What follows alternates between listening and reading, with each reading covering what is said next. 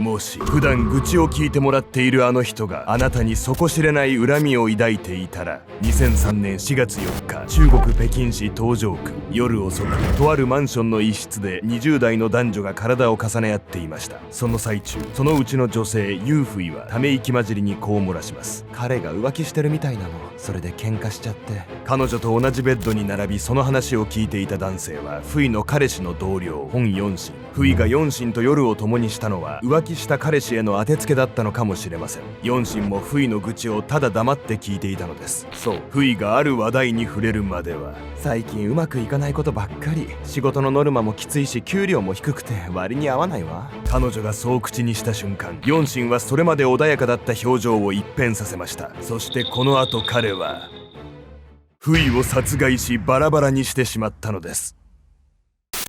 女性との性行為の後、凄惨なバラバラ殺人に及んだ男。女性の話の何が男の逆鱗に触れてしまったのか。殺害されたその女性は、男が必死になっても手に入らなかったもの全てを持っていたんです。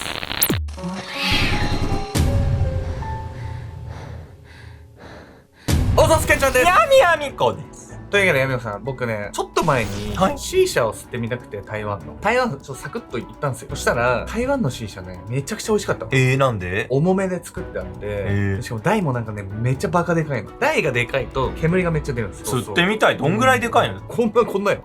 マジで。台湾ってさ、すごい喫茶文化というか、うんお茶文化みたいなのすごい発達してるじゃない？そうだねなんかそれも関係ありそうよね。ただね、皆さんね、すぐには台湾行けないじゃないですか。ちょっと海外旅行大変だって人もいるじゃないですか。そうだねっていうわけで、C 社はどこで住めばいいですか？シュメル。そういうことです。あんたそれでいいの？というわけで、恵比寿のシュメルね。ぜひ皆さん、週2、3ぐらいで僕います。エミコさんは月1いるかいないかですけどね。来られた際はね、ぜひお声掛けいただければと思います。今回は中国北京で起きた殺人事件をご紹介します。犯人はなんと同僚の男性の彼女と浮気した上、その彼女のことを殺害し、バラバラにしてしまうんです。同僚の彼女を寝取るみたいな言い方わかんないけど、すっごいドロドロな状況じゃないのよ。最終的に殺しちゃってんのは何？浮気を隠蔽するためなの？まあ、実はね、そうじゃないんですよ。犯人はこの同僚カップルに対し自身の境遇もあったことで複雑な感情を抱いていたんです。犯行後、遺体をバラバラにして証拠隠滅を図った犯人。しかし現場にはある意外な手がかりが残されていたんです。重たいゴミ袋。2003年4月5日、中国北京市東城区、午後5時半頃、夕暮れのゴミ集積所にはゴミを漁る年配女性の姿が。彼女は廃品回収で生計を立てており、錆びた鉄やアルミ缶、古紙などを探しに来るのが日課でした。そしてそれは女性が大量のゴミ袋の中の一つを持ち上げた際のこと。あら、やけに重いわね。他のゴミに比べて明らかに重みのあるそのゴミは破れないよう袋が3重にも重ねられていました。女性はその中身を確認しようと袋を破いたのです。するとその中からは切断された人間の手足が出てきました。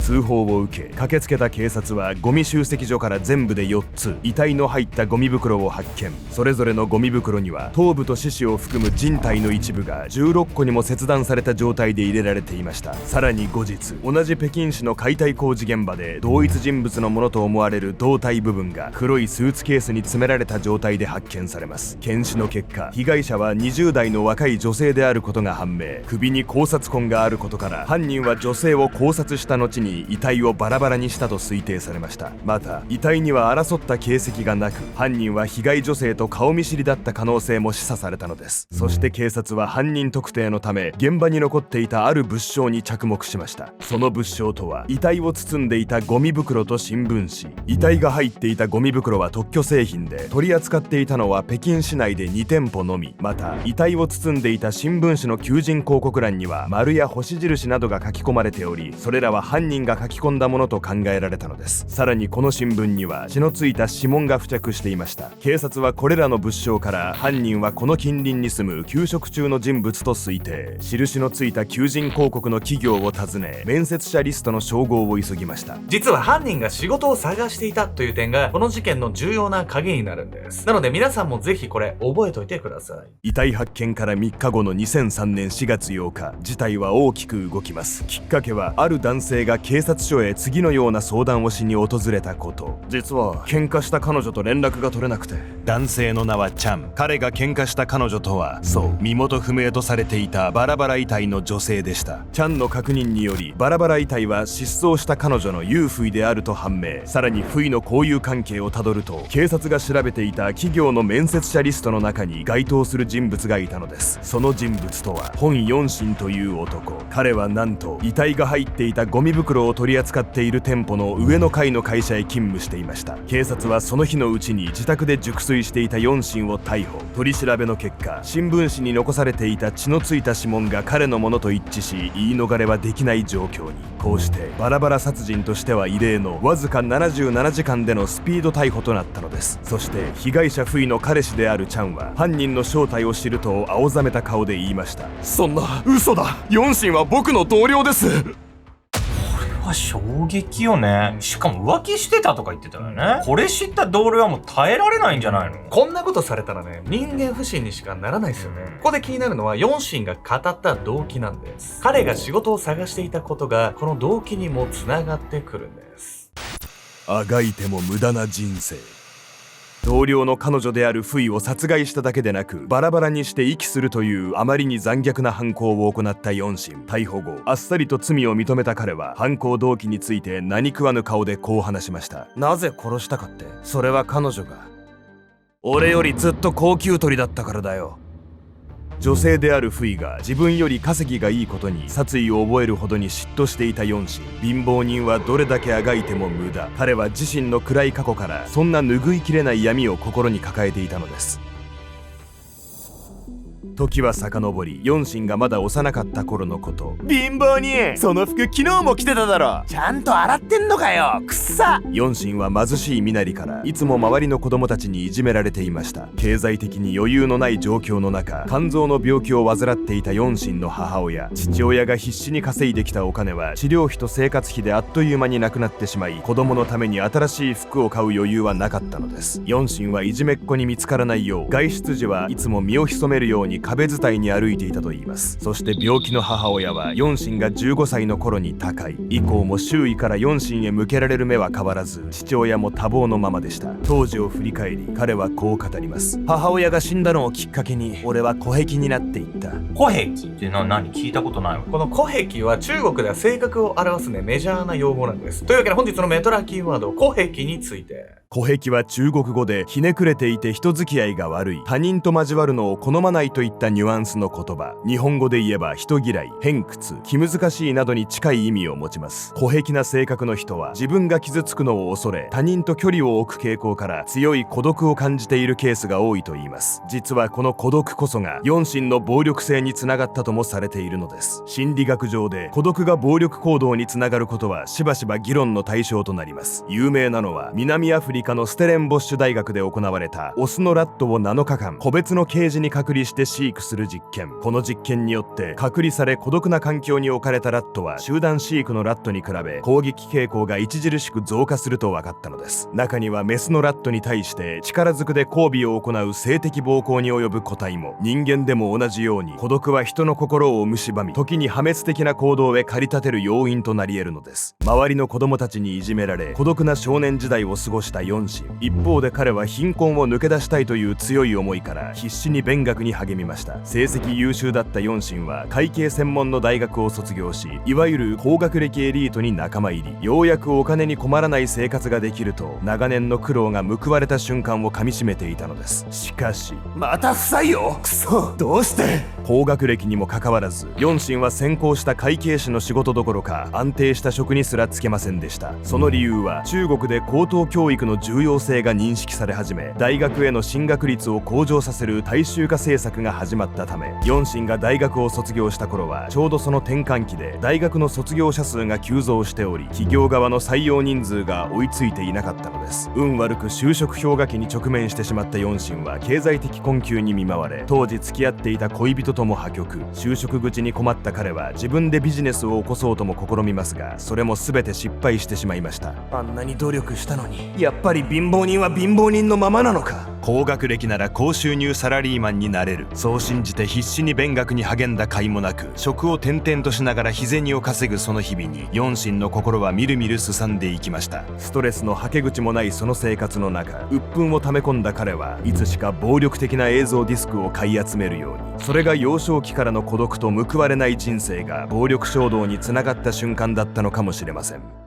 それで被害女性が高級取りだったからっていうことは腹立って殺したっていうの？頑張ってね、大学出てまで仕事なかったのそれは辛いでしょうけど、他人の成功を妬んだところで何もならないじゃないの。いや、そうなんですよ。この後ヨンシンはね、被害者のカップルと出会うんです。彼らと仲を深めていくうち、ヨンシンは怒りを抑えられなくなる出来事に直面するんです。許せなかった一言。2002年11月、ある会社に入社したヨンシンはそこで一人の男性と出会いました。君が新人さん？俺はチャンって言うんだ。よろしくな。ヨンシンを気さくに出迎えたその男性こそ、この後彼女を殺害されてしまうチャンでした。彼のポジションはヨンシンよりもはるかに上。そのためヨンシンも初めは身構えていたのですが、分け隔てなく接してくれるチャンの振る舞いに少しずつ心を開いていったのです。交流を深めるうち、チャンの彼女であるフイも交えて3人で食事をする機会も。この時ヨンシンはそこまで深く考えず、フイと連絡先を交換したのです。それから半年後の2003年4月4日、ヨンシンはその日も相変わらず少しでも条件のいい就職先を探すため求人広告を眺めていました。その最中、フイから電話がかかってきたのです。ちゃんと喧嘩したの？お願い、気晴らしに付き合ってくれない？声を震わせながらそう話すフイ。断る理由もなかったため、ヨンシンは彼女の誘いに応じたのです。そこからヨンシンとフイは2人で街を散策し、夕食を共に。そして夜も更けた頃、フイは次のように切り出したのです。ねえヨンシン、あなたの家に行っていい？まだ聞いてほしいことがあるの。おもむろに腕を絡め、すがりつくようにしてそうねだるフイ。同僚のチャンに後ろめたさがないわけではありませんでしたが、魔が差してしまったヨンシンは彼女を自宅に招き入れたのです。2003年4月4日の夜遅く、マンションの狭い部屋の中には若い男女の息遣いとベッドのきしむ音が響いていた。ヨンシンとフイは夢中で互いの体を求め合った。そしてそれはしばらくしてその部屋に穏やかな静けさが戻った頃、フイはため息をつくと落胆した様子で話し始めた。ちゃんが浮気してるみたいなの。それで喧嘩しちゃって。その日のフイの様子からヨンシンもそこまではなんとなく察しがついていた。この時はまだチャンの浮気の話を聞きながらも、その彼女であるフイと関係を持ったことに少し罪悪感を覚えているくらいだった。しかしその小さな罪悪感はフイの次の言葉で完全に消え去ってしまう。最近うまくいかないことばっかり。仕事も大変でさ、銀行員ってノルマが厳しくて割に合わないの。ちゃんも給料が低いし、将来を考えると別れた方がいいのかも。そう話しながらもフイは気づきもしていなかったヨンシンの顔が怒りに歪んでいることに。給料が低い、割に合わない。俺の前でよくそんなことが言えたな。長年積み重なった劣等感と報われない人生への怒りでヨンシンは頭が真っ白になった。黙れよ。ヨンシンは脱ぎ捨てた自身のベルトを手に取ると、フイの上に馬乗りになった。首にベルトを巻かれたフイは最初は冗談だと思っていたが、ヨンシンの冷たい目を見て自分が置かれている状況を一瞬で理解した。しかし彼の殺意に気づいたところでもはや手遅れだった。フイが動かなくなった後、ヨンシンは彼女の全裸の遺体をプラスチック製の容器に入れ、ベッドの下へ押し込みました。そして彼自身は遺体を隠したそのベッドで眠りについたのです。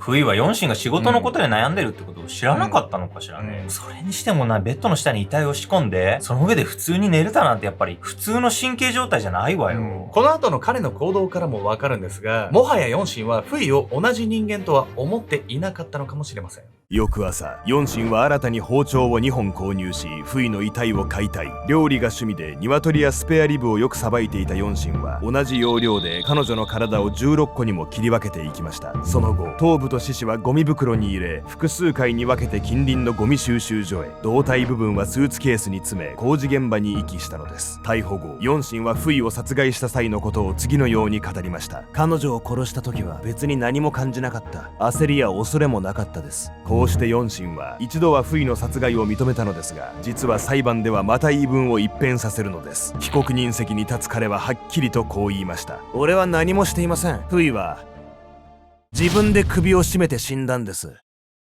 フイが死んだ後、このままじゃ俺が疑われると思った。だから仕方なくバラバラにして捨てました。自分の名誉や今後の人生のことを考え、フイが事故で亡くなったことを隠蔽しようと思ったと話すヨンシン。しかしあまりにも無茶苦茶なその弁明を裁判官が認めるはずもありませんでした。常識的に考えて人が自分で首を絞めて死ぬことは不可能です。2004年4月29日、ヨンシンは殺人、死体損壊などで有罪となり死刑判決に。同日、彼の刑は速やかに執行されました。高学歴なのに安定した職に就けない、友人よりも給料が低い、犯行の引き金となったヨンシンの劣等感は私たちにとっても決して無縁の感情ではありません。非正規雇用の増加による収入格差や SNS の普及による他人との比較、そうした時代の風潮により人々が孤独や劣等感を感じやすくなっているのは現代の日本にも言えること。自己否定の感情が積み重なってしまった時、人はその苦しみをどのように解消すべきなのでしょうか。あなたは周囲の人に対して劣等感を抱いたことがありますか？もしあるとしたら、その感情はどのように乗り越えましたか？